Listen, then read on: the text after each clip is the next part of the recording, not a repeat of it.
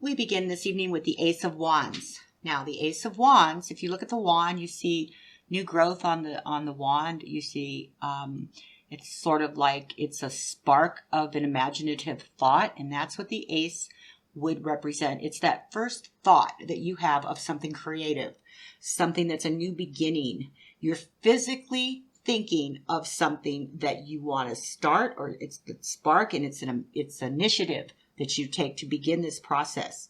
It's finding like new passion. There's an enthusiasm here, sometimes even an urgency to get started. It's accepting a challenge. There's talent here. There's growth, as you can see on the wand. There's action. There's excitement. It's like getting into the game. You've come up with the idea and you want to start. It's very much exciting. The Ace of Wands reversed is exactly the opposite of the upright meaning. It's a hesitance. It's missed opportunities. It's writer's block. It's wasted talent and wasted potential. If you're looking to get pregnant, it could be infertility, that you're having a problem with getting pregnant. There's inspiration in the total essence of the card. So in reversed, it's a lack of inspiration. The Two of Wands. If you look at the card, you see a person standing between two wands with growth potential on both wands. They hold a world in their hand and they're looking at their future with that world. But there's a choice to be made here. There's two paths. So that's what this card represents. There's two paths or a decision that needs to be made. There's options. They're planning. They may even feel the grass is greener. It always feels the grass is greener on the other side. There's imagination. There's like possibly suddenly leaving and deciding to go one path or the other, or to stay. There's a detachment or withdrawal also. So it's like standing still and trying to make a choice. So you're detaching from making the decision. The Two of Wands in reverse is a fear of change. It's a fear of making decision. It's a fear of having to take action, indecisiveness, feeling restricted with your options. There's failed negotiations. There's a lack of activity.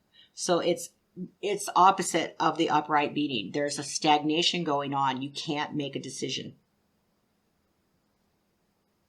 The Three of Wands upright is a feeling of planning and moving forward. A self-confidence in moving forward. The yellow in the card represents that confident feeling, a success and happy choices. You've made a choice and you're starting to look forward to take the next step. There's hard work is paying off. You may be experiencing new feelings in life, and that's where the little green buds on the wands are. It's new budding feelings and potential that you're considering. The Three of Wands in reverse could indicate returning from travels. It could be moving home, or there's a lack of foresight and a lack of planning, and that's why it's reversed, because it's blocked. The Four of Wands is another card of celebration. If you see the people in there, they're celebrating. There looks like there's some sort of merriment going on with the greenery between the wands. This is also, the Four of Wands is also a steady foundation. It's a foundation to build on.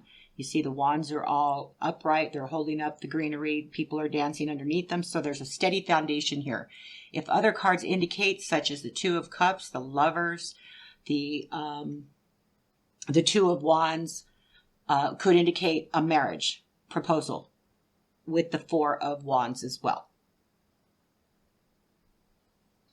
The Four of Wands reverse could be exactly the opposite. There's canceled reunions, canceled parties, maybe leaving home not under good circumstances.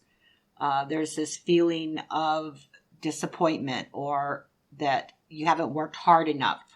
So there's this lack of merriment going on that has to do with your structure, your foundation. That something has collapsed. Something in your foundation isn't going right.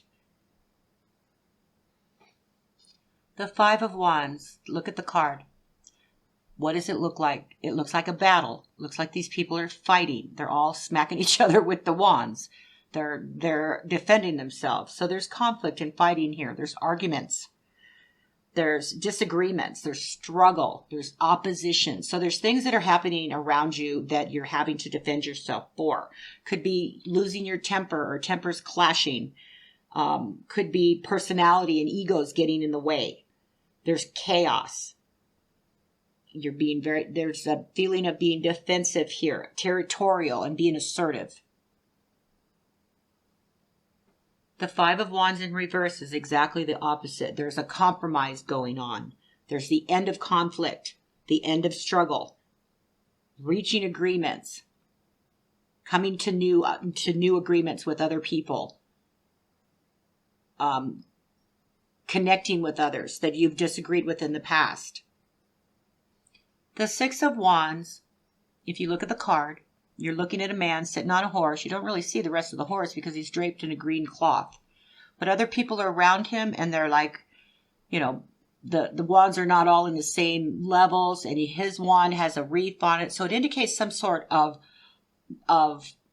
achievement, some sort of victory, some sort of win. It's a personal win. So it's a small personal victory, or possibly having the advantage over a situation where you can triumph. You may be receiving praise or acclaim for whatever it is that you have been celebrated for. There's goodwill. There's supporters, crowds being in the spotlight or riding high on your achievements and your self-esteem. The Six of Wands reversed is exactly the opposite of the upright, meaning there's failure here. There's losing your footing, losing the advantage. There's a disadvantage here, a disgrace possibly. You're being haunted by ill will. People are saying things that maybe they shouldn't be saying. There's a negative feeling to this card where you're not being praised anymore. Somebody may be talking, instead of praising. There's jealousy and ego here in reverse against you as the querent. The Seven of Wands upright is a feeling of advantage. It's a feeling of being ready. It's a feeling of protecting oneself, defending one's position, or defending one's beliefs. You're fighting it for your own corner. There's a defensive and a determined feeling here that you're being challenged in some way. There's opposing feelings here against your own feelings. So there's also this feeling of possibly taking the high road and maintaining control. You see, this person's got a foot on each side of that river and they're higher than the other wands, so they're taking the high road, possibly. There's a control. There's some sort of territorialness too here, and they're being very assertive about their territory.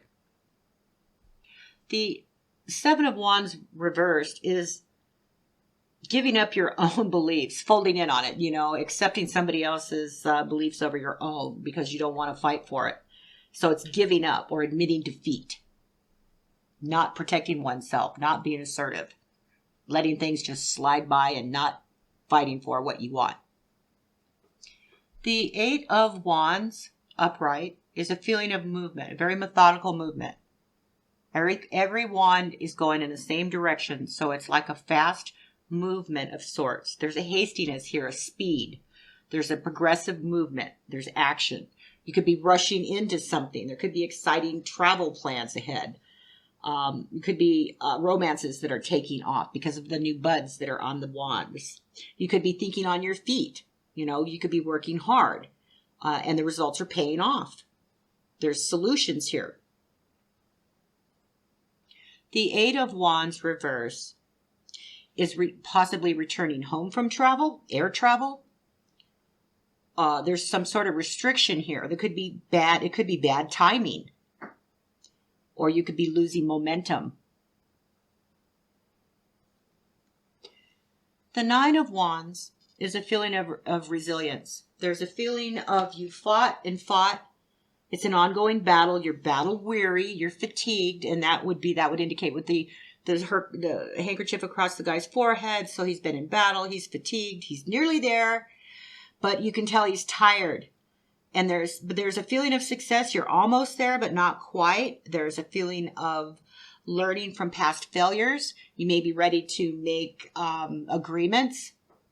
There's this feeling that you have fought for your own corner, and you're just gonna make sure that you stand in your own power, with the feeling of the Nine of Wands.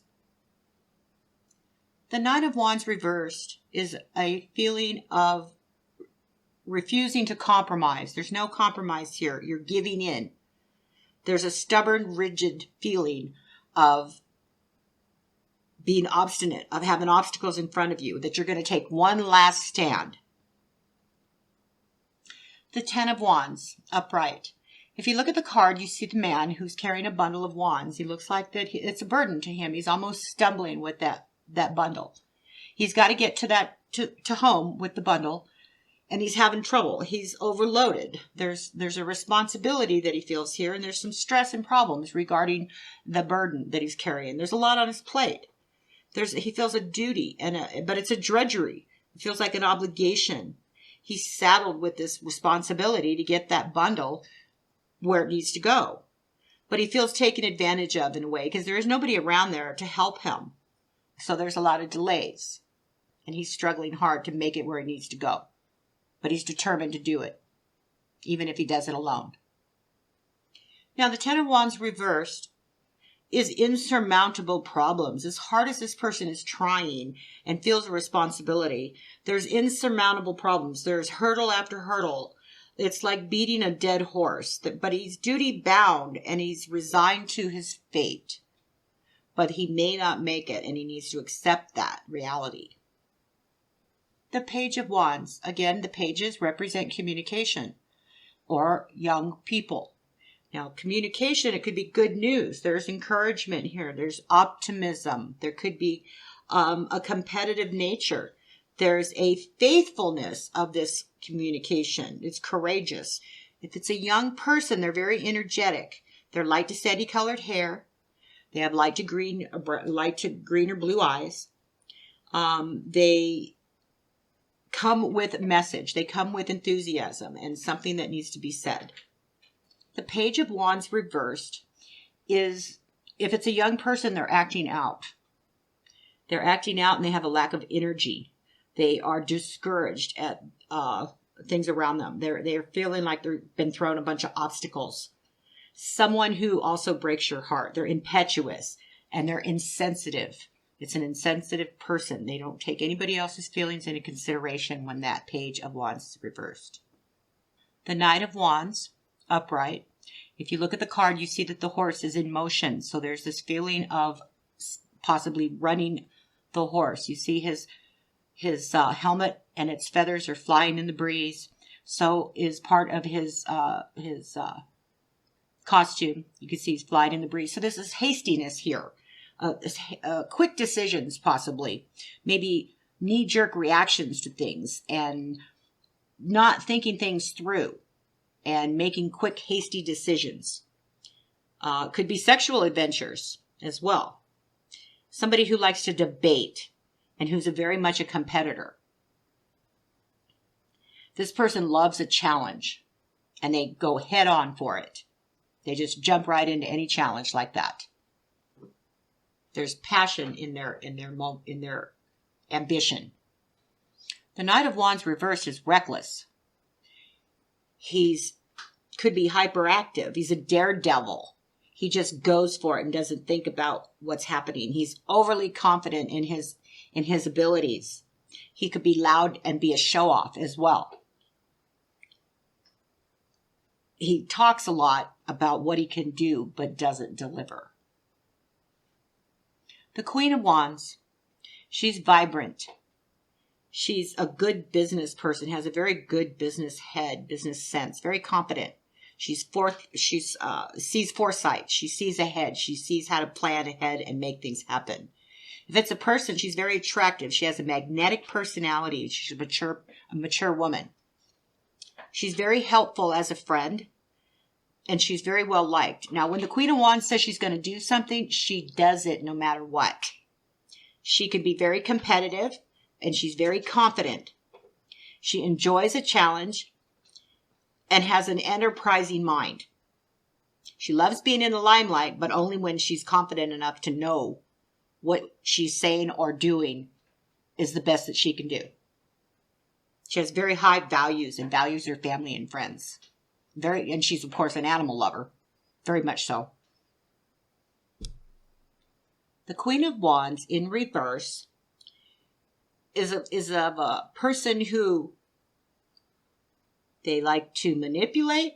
They will lie. They're very strict. They're very disorganized. They could be prudish and moralistic. They try to impose their will and their value on others. She's very fickle. She says she's going to do something and then never brings it up again. The King of Wands upright. Now, any of the court cards are not gender oriented. I just want to emphasize that, because if it's a king, it's just the character of this person. It doesn't have to be a man. But this person loves being in charge. They're very decisive. They have a leadership quality about them. They have a lot of optimism, but they can be very impulsive. And they could create unexpected income from something they didn't plan. But they also inspire others to act and to have creative nature and creative achievements. They have a lot of creative achievements of their own. They're very much in their own power. The King of Wands, reversed, can be very devious. They lie and they're prejudiced. They could be a man who is self-focused, who is only thinking about himself, self-promotion. Their main focus is their self. Well, that concludes the Wands suit, and thank you for viewing. Stay safe, be kind, and always trust in tarot.